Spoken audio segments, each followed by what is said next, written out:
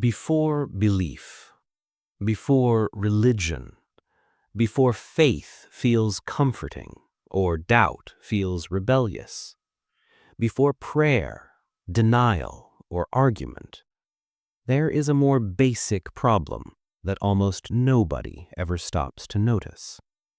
We keep debating a word whose meaning is older than our languages, deeper than our institutions, and far less stable than we admit.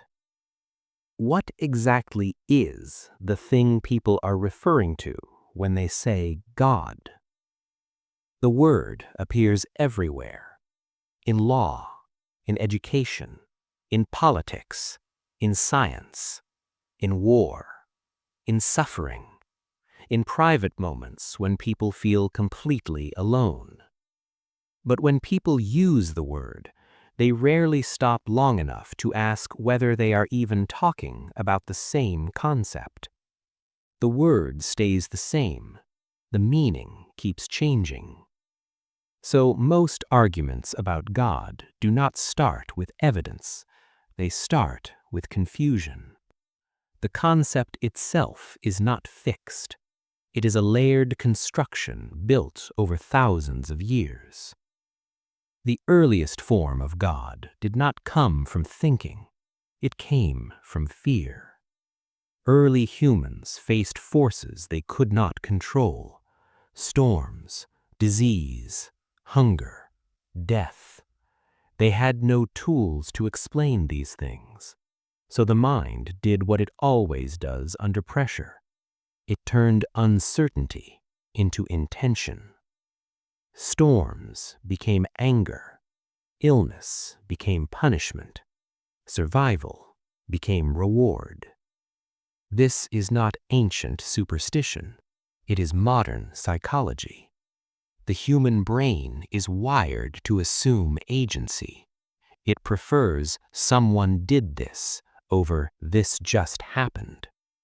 So the first gods were not discovered. They were invented, not as lies, but as survival mechanisms.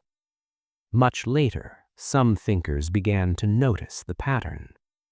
They observed that every culture imagines gods that look like themselves: different skin, different clothes, different values.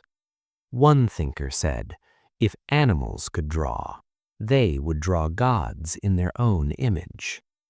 This was the first real shock. Maybe gods are not found in reality. Maybe they are produced by the mind. From that moment, the idea of God splits. One path stays emotional, personal, ritual. The other becomes abstract, logical, cold.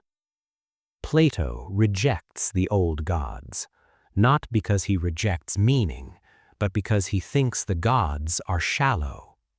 He notices that logic works everywhere. Mathematics works for everyone. Truth does not depend on culture. So he asks a deeper question: why does reality make sense at all? His answer is not a person. It is structure. God becomes the order behind knowledge, the reason thinking works, the background that makes truth possible. Not a being with emotions, not a ruler, not a father, just intelligibility itself. Then Aristotle removes even that warmth. He observes that everything changes, but change needs explanation. So he proposes a final source, something that causes motion but is not itself moved. This source does not care. It does not listen. It does not intervene. It exists only because logic requires it, not because humans need comfort. This God is not religious. It does not answer prayers. It does not punish sins. It simply exists as necessity. Then history shifts again. Religious traditions bring God back into human life. Now God speaks, commands, judges, punishes, and rewards. God becomes personal again, but also political. Belief becomes obedience. Doubt becomes danger. God now supports laws, hierarchies, and systems of power. The concept absorbs authority. Later thinkers try to merge logic and faith. They say God is not inside the universe, not an object, not a force among forces. God is the reason anything exists at all, not in space, not in time, the condition behind existence itself. This God cannot be seen, cannot be tested, cannot be measured. God becomes unreachable by science. Then one thinker removes the divide entirely. He says there is only one system, one reality. Everything follows fixed rules. God is not outside the world. God is the world. No plan, no purpose, no special destiny, just reality unfolding. Then science expands. Physics explains motion. Biology explains life. Psychology explains behavior. God slowly disappears from explanation, not rejected, just unnecessary. The universe works without intention. God becomes optional. Finally, one philosopher draws a boundary. He says the human mind cannot know anything beyond experience. God cannot be proven. God cannot be disproven. So God becomes an idea, not about reality, about meaning, not about how the world works, about how humans live. God moves from explanation to interpretation.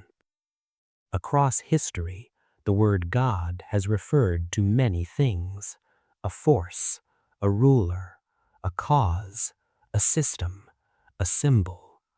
These are not the same.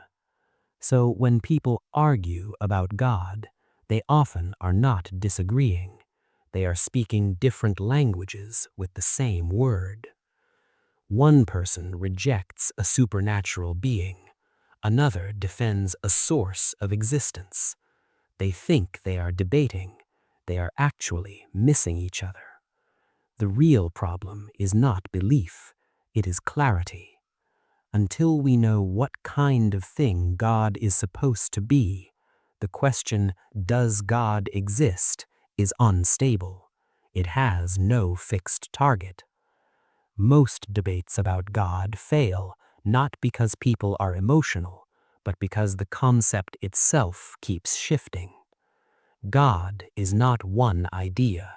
It is many ideas layered over centuries of fear, hope, power, and thought. Philosophy does not answer the question of God.